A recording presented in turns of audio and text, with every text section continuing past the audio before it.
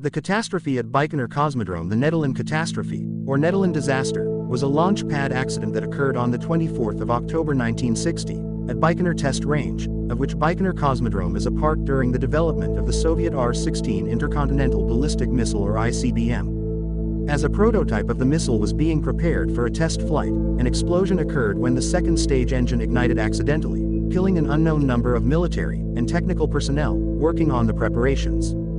Despite the magnitude of the disaster, news of it was suppressed for many years and the Soviet government did not acknowledge the event until 1989. The disaster is named after Chief Marshal of Artillery, Mitrofan Ivanovich Nedelin, who was killed in the explosion. As commanding officer of the Soviet Union's strategic rocket forces, Nedelin was the head of the R-16 development program. The Site 41 was a complex of 3 launch pads at the Baikonur Cosmodrome, originally built for flight testing of intercontinental ballistic missile or ICBMs using storable propellant. The need to develop such missiles was determined by low tactical, technical, and operational characteristics of the first Soviet ICBM R-7 created by the OKB-1 under the guidance of Sergei Pavlovich Korolyov.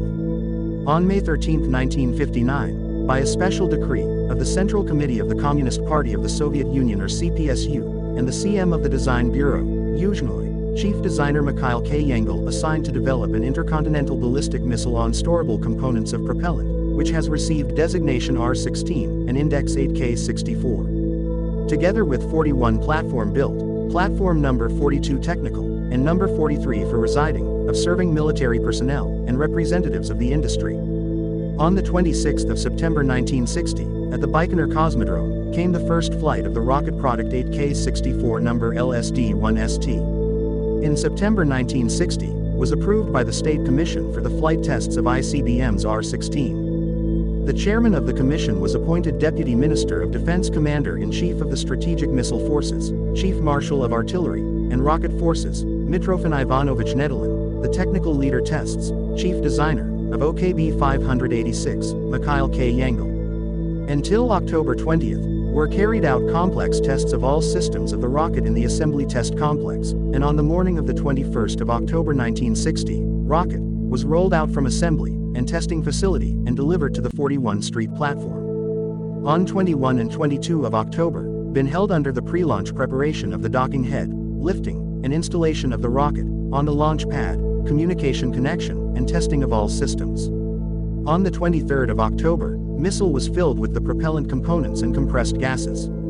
By decision of State Commission, rocket launch was appointed by 1900 on October 23rd. But the identified faults postponed the start of a rocket on October 24th. First half of the day on October 24th would eliminate the defects. Around 1845, was declared a 30-minute readiness for launch and started exhibiting in zero software. Occurred unauthorized starting of the engine of the second stage. Fiery stream destroyed the tanks of the oxidant and fuel in the first stage. An avalanche burning lasted about 20 seconds, after which the remains of the units and buildings were burnt down in 2 hours.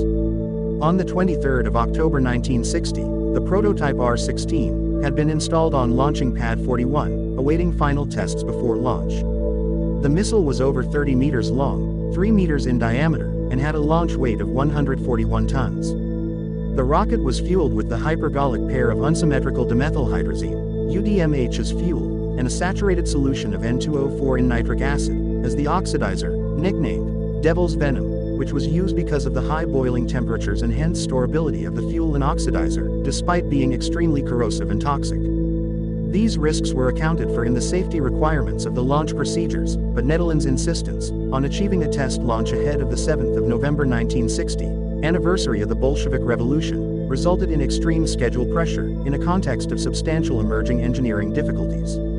Ultimately, pre-launch tests began to overlap with launch preparations. A short circuit in the replaced main sequencer caused the second stage engine to fire while being tested before launch.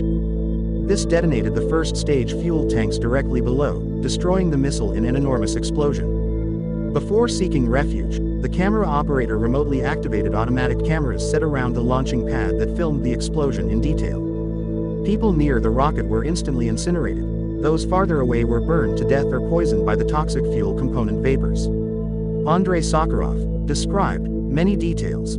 As soon as the engine fired, most of the personnel there ran to the perimeter, but were trapped inside the security fence and then engulfed in the fireball of burning fuel. The explosion incinerated or asphyxiated Nedelin, a top aide, the USSR's top missile guidance designer, and over 70 other officers and engineers. Still others died later of burns or poisoning. Missile designer Mikhail Yangel and the test range commanding officer survived, only because he had left to smoke a cigarette behind a bunker a few hundred meters away, but nonetheless suffered burn injuries. The exact death toll of the explosion is not known. The first Western reporting of the accident, the Italian Continental news agency, in December 1960, said that 100 people were killed, while The Guardian reported in 1965, citing information from spy Oleg Penkovsky, who had passed information to the West, that as many as 300 had died. The Soviet Union said only that a significant number had died when it first acknowledged the incident in a 1989 Ogoniok article, but later in the year, the government put the number of dead at 54. The most recent estimated death toll, released by Roscosmos on the 50th anniversary of the accident, and originating with agency engineer Boris Chertok, was that 126 people had died, but the agency qualified the number by saying that the actual number could be anywhere from 60 to 150 dead. Complete secrecy was immediately imposed on the events of the 24th of October 1960 by Nikita Khrushchev. A news release stated that Nedelin had died in a plane crash, and the families of the other engineers were advised to say their loved ones had died of the same cause. The Italian news agency Continental first reported, on the 8th of December 1960, from undisclosed sources, that Marshal Nedelin and 100 people had been killed in a rocket explosion. The Guardian reported on 16 of October 1965 that captured spy Oleg Penkovsky had confirmed details of the missile accident. An exiled scientist and Soviet dissident Zhores Medvedev provided further details in 1976 in the British weekly magazine New Scientist. However, it was not until the 16th of April 1989 that the Soviet Union acknowledged the events, with a report appearing in the weekly news magazine Ogoniok. Khrushchev also ordered Leonid Brezhnev to head an investigation commission and go to the site.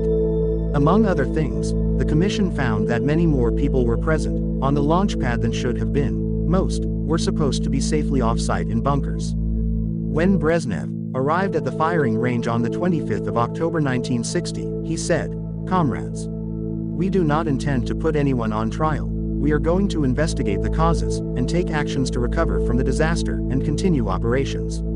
Despite this, Doroshenko was held accountable for the event. Afterwards, when Nikita Khrushchev asked Yangel, "But why have you remained alive?" Yangel answered, in a trembling voice, walked away for a smoke. "It's all my fault." Yangel later suffered a heart attack and was off work for months. After the committee presented its report, the R-16 program resumed in January 1961, with first successful flight on 2nd of February 1961. The delay to the R-16 spurred the USSR toward the development of more effective ICBMs, and sparked Khrushchev's decision to install Intermediate-Range Ballistic Missile, or IRBMs, in Cuba. Before the disaster, Yangel had ambitions to challenge Sergei Korolyov as leader of the manned space program, but he was directed to focus on the R-16. Due to the accident site number 41, at the Baikonur Cosmodrome, it completely destroyed and killed 78 people and 42 people injured. Another fatal accident, with the R-9 missile, occurred at Baikonur, exactly 3 years after the Nedelin Catastrophe, causing on the 24th of October to be referred to as Baikonur's Black Day. No launches have been attempted on that date at Baikonur ever since. A memorial to the victims of the test was erected in the first half of the 1960s in the park of Baikonur, and is still visited by RKA officials or Roscosmos before any manned launch. Keep it up, watching my videos. To stay updated with my latest videos, make sure to subscribe to this YouTube channel by clicking the button. Thank you.